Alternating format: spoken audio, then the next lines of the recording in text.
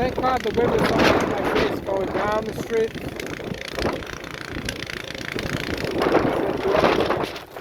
Look at the wind coming at me.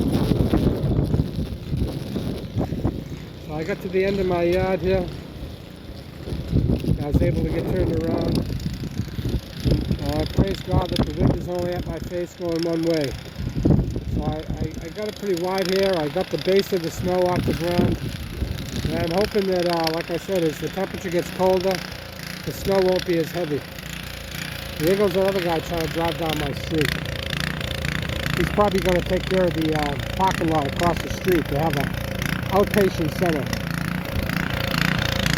The hospital shut down, but there's an outpatient center. Okay, that's it for now. I'm going back in before I freeze up.